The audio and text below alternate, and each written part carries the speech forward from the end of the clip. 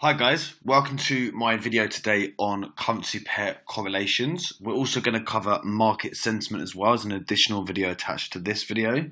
Now, the reason why we need to understand why currency pair correlations are so important within the market is for a few reasons really. Is because if we don't understand the pairs that we're trading and how they are correlated, sometimes this could mean that we might potentially be overexposed on particular positions, which creates a lack of diversification. Meaning, so say for example, let's say Euro USD. I know for a fact that Euro USD is very highly negatively correlated with USD Swiss franc.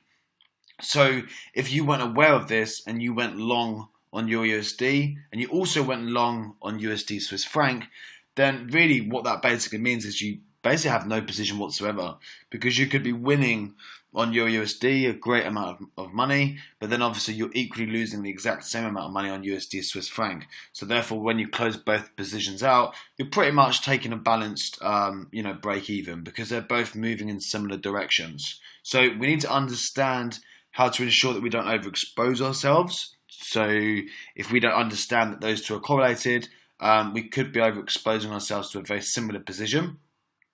And in addition to that as well, we need to understand how to use correlation to help chart and do analysis on our favored pairs. So as most of us traders, we all have our favorite pairs.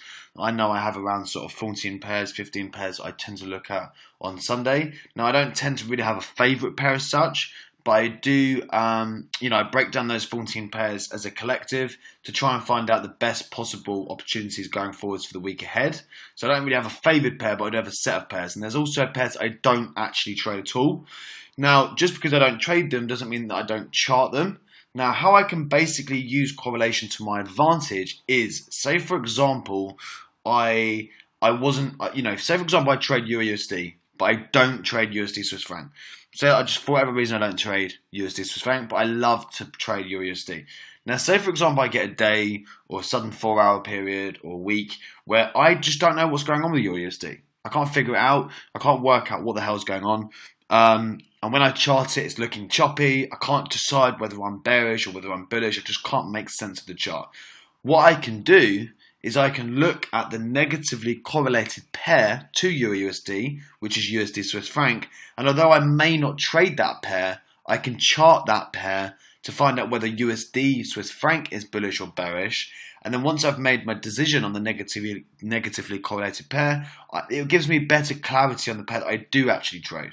So this is how we can use currency pair correlations and their charts to try and get a better insight and better clarity on the pairs that we do trade. Now, for example, I don't trade CAD yen. I don't trade the CAD to the yen, but I do trade USD CAD.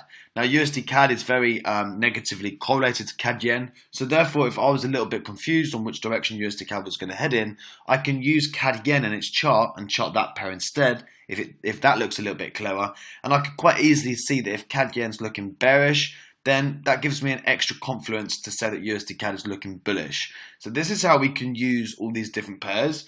Now, for example, here are some examples here. USD CAD, CAD yen, Euro USD, USD Swiss franc, AUD USD and Euro AUD. And also AUD USD works very well with USD NOK, which is a really random pair, completely random pair. But you might not need to trade USD NOK, but you could chart it. You could chart that pair to find out what was happening with AUD USD. Another example is Euro NZD and NZD CAD. And also Euro NZD and NZD USD, obviously, which is a no-brainer. They obviously work in correlation. GBP AUD, which is GA, also works really well with AUD NZD. So you might not trade AUD NZD. And you might only trade the pound to the Australian dollar, but you could use AUD NZD as another layer of confluence, chart that particular pair to try and find some kind of direction on the pound to the Australian dollar. So, like I said, to recap, the benefits to this is to ensure that you're obviously not overexposed and endangering your account on the portfolio basis, and to help you understand your favourite pairs better by charting a negative or positive correlating pair to help give you a little bit more clarity. And secondly, it's to ensure that you're not actually your positions are in sync with one another. So you know, like I said with the original example with the Euro USD and USD Swiss franc, if you went long on both of them, then eventually you're just not going to make anything. So you might initially be in some profit with Euro USD, and you might even initially be in profit with USD Swiss franc, but eventually they will move away from each other. Now, with regards to correlations, they do at times alter and change, and I'm not saying that they're 100% accurate. But you will find that if you can positively identify which is the negative or positive correlation to the pair that you're interested in, it will definitely help you gain some clarity within the market when you can't quite figure out what the hell is going on with the chart that you're trying to figure out. Now, as a resource, what you can do is you can simply go up to onto your desktop, onto your browser, and the best source that I've found for showing you negative and positive correlations is by simply typing in Forex currency correlations. Scroll down to my FX book, Forex correlation, and basically this gives you all of the correlations. So for example, look, you've got AUD CAD. Now it shows you here anyway against the other, but all you've got to simply do is click this and it will show you the top negative correlation. So you can see that this is 80% negatively correlated against the euro to the PLN. So therefore, you could chart this pair. You might not even trade this. I definitely don't trade this pair. But you could chart this pair to figure out what's going on with this pair. And then obviously, you've got the top positive correlation. And then top absolute correlation. So let's show another example of this. Whoops. Let's go back to the original page. So if we go down, we can go through... so let's look at AUD USD. Top negative correlation is USD NOK. So I can show an example of this actually. I've got AUD USD here. Now this is USD NOK. So how you do this is you basically let's just remove some of this. So what you would basically do is you go up to this plus sign here and you can overlay it. So type in USD NOK. And you can see how much this is correlated. So look, when AUD USD came down, USD NOK came up. When AUD is beginning to come up like this, USD NOK is coming down. And again here, when AUD came up, USD NOK came down. So therefore, if we weren't sure what was going on with AUD, for example, today, then we can simply go over to USD NOK. And we can look at this pair instead. And for example, if this has just made suddenly a new higher high or a new higher low, then we know that maybe this is gonna, so what we can do is, I'll just give you an example. We could like say fib this from here to here, for example. And if we're looking for USD NOK to maybe come down to the 61.8 to then continue up, then we know on this example that AUD USD, the bullish price action that we're currently seeing is probably going to be short-lived. Do you understand? So we can look at another chart and see, okay, actually the USD NOK, you know, I mean, I'm not saying it does or it doesn't, but say for example, this is looking stupidly bullish. So say this is beginning to look quite bullish, and we're looking for this to go up. Then we can use that to give us an information to say, well, although AUD USD right now is seeing some minor bullish price action on the smaller time frames, actually, do you know what? It's probably gonna not last very long, and we can use another chart to tell us that. So it works. It's so powerful. Let me show you another example. So let me show you the Euro USD example actually. So this is Euro USD. So let's overlay USD Swiss franc. So you can see here how well this is correlated. So when Euro USD came down, USD Swiss franc came up. And then obviously you can see here that Euro USD just basically rolled over and USD Swiss franc's done nothing but go up. So they're very well correlated. Now, since Euro USD has seen some impulsive move to the upside, USD Swiss franc has begun to store and roll over. So I can now chart USD Swiss franc. Let's have a quick look at it. And I'm thinking to myself, this is beginning to roll over. We're creating these daily candlesticks, which suggests a slowdown in momentum. You know, that we've hit some kind of resistance, or this could be a newly formed resistance. So therefore I'm expecting this to now roll over. Now if I just remove this and just clean this up a little bit, just remove this. If we look at this together, what we can basically do here is we can fib from, say for example, here to here. Something like that. and this is like a larger fib. Now we can see that the 38.2 lines up quite nicely with this piece of market structure. So maybe on this occasion, I don't know, but maybe USD Swiss franc could come down to the 38.2, bounce here, and then look to go higher. So therefore, because of that information, that I know that information, I can now look at USD Swiss franc, Euro USD, and realize that actually maybe this price action is short-lived. Maybe this is going to do a similar thing. Maybe from here, or alternatively, maybe like a larger fib from here.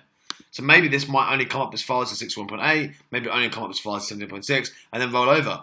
But if Euro USD breaks the 78.6, which we know is the last point of invalidation, then we know that this is on its way up, and this might be a complete change in direction. This might begin to look very bullish. So therefore, we now know that USD Swiss franc actually could break the 30.2 and do a full reversal too. So this is how we can use this information, especially on a Sunday when we're doing our homework, to figure out what's happening with the bigger picture, to use correlations. And as a tool, this tool is very powerful. And like I said, you can simply click overlay. Now, do some research yourself with this. If you find any really interesting correlations, and be sure to give me a message. But like I said, there's very obvious ones such as USD CAD, CAD Yen, Euro USD, USD Swiss franc, AUD USD, and Euro AUD. The euro to the pound and the pound to the Australian dollar. Sorry, not the pound to the Australian dollar. The euro to the pound and the pound to the US dollar. Very heavily correlated. So therefore, you can use the euro to the pound to figure out what's going on with the pound. If the euro to the pound is looking extremely bearish, then obviously that gives you some signs that the pound's going to see some kind of recovery. Euro NZD, NZD CAD, GA, and then AUD NZD. They're very correlated. So do some homework on this using the correlation chart and figure out where the highest correlations are. Overlay them on your trading view and see what the differences are, because it's very interesting and it's another layer of confidence. And like I keep telling you guys, we never just want to trade off just a trend line, just a fib, just a moving average, just one candlestick. We want to get as many confidences as we possibly can to try and build a picture so that when we place our trade, we feel confident and emotionally stable about the trade. And then obviously we're using things like risk management and trade management to ensure we stay in the trade, and that if we get taken out of the trade, we're only taking minimal losses. So I hope you guys have enjoyed this one. It's now going to go on to market sentiment, where we're going to talk about retail traders and how we can use this as an advantage within our trading, as another layer of confidence. Hi guys, welcome to the second part of the video. So the first part we spoke about correlations and how we can use correlations to chart other pairs, how we can use them to ensure that we're not overexposing ourselves to particular pairs, and how to almost like use them as a layer of confluence. So the next thing I want to talk about is market sentiment. Now, how market sentiment works is data that's given to us from brokers, and it provides us with an idea on whether retail traders are either long or short on a particular currency pair. Now, we can use this information because, generally speaking, retail traders, which make up only around sort of 6% of the general forex market, tend to, 70% of those tend to blow accounts, get margin calls, are inconsistent, not profitable, and things like that. So we can actually use this as a layer of confluence. Now, like with anything else that I speak about within this course, we can't just use one thing as a layer of confluence, not one candlestick, one touch of a trend line, one key level, etc., etc. We have to use multiple confluences. Now, this is just an additional confluence. It's not always, exactly accurate.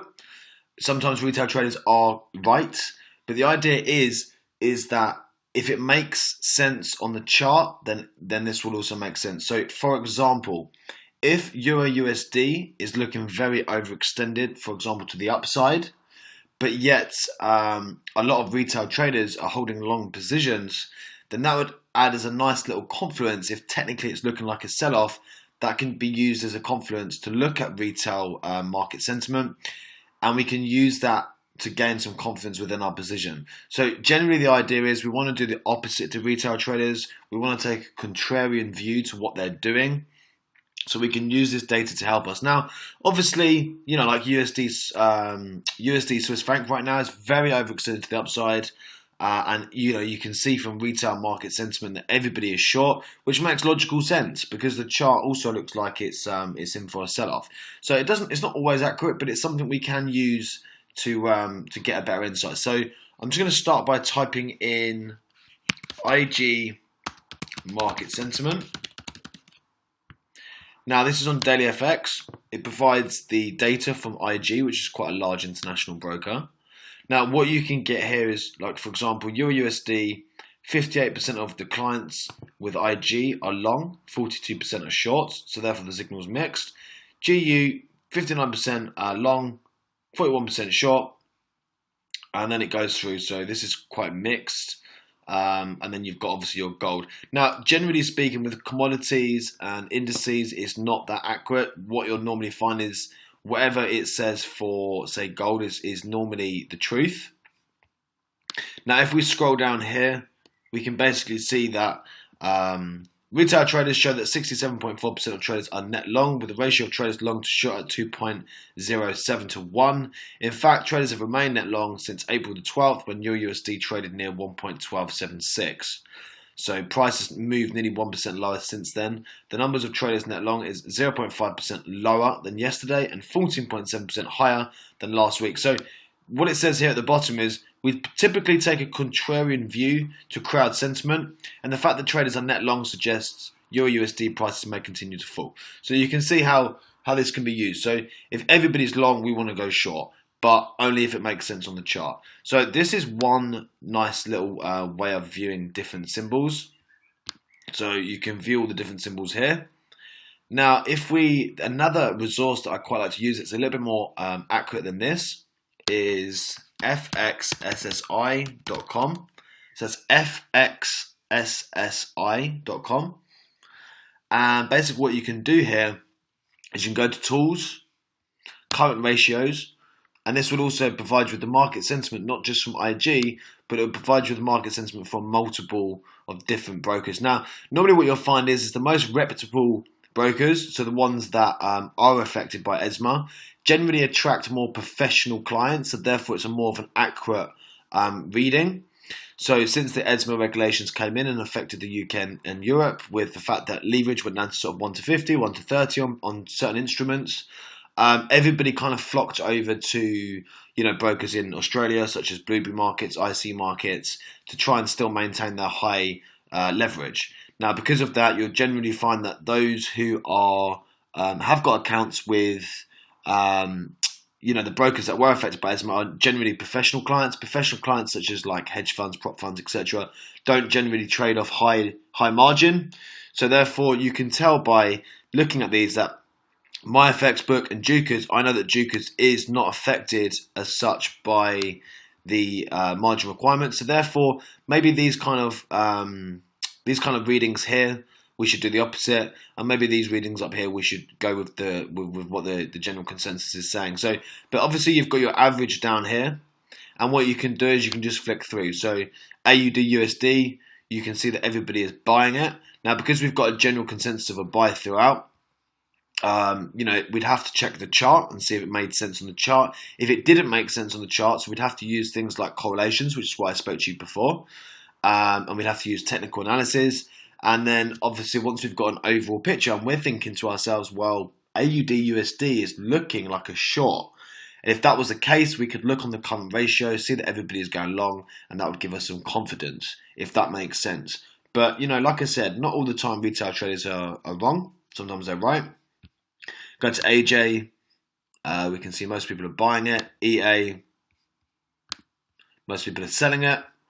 So you can use this market sentiment to try and gauge where retail traders are. So I would suggest doing some homework on this and reading into it. It's not something where you should just pop on and see what everyone else is doing and just instantly do the opposite. It's just something you can use within your toolkit, within your trading plan, something you can view on a day-to-day basis. It generally runs in real time to try and gauge and get an idea of what retail traders are doing. So you can see it here, look. So everybody's going long, AJ, so it's a sell signal. Everyone's going long, AUD USD, so it's a sell signal. For example, here, USD CAD, everybody's going short, so that's a buy signal. USD Swiss franc, everybody's going short, 83%, so that's a buy signal. So you can see, as long as it makes sense on the chart, you can use this as a signal. So we can just keep flicking through and seeing a general consensus of what's going on within the market. So I hope you guys have found that helpful. It's called Market Sentiment, and the site that I'm on at the moment is fxssi.com, or you can simply just type in IG Market Sentiment within your browser and it will bring up the daily FX site.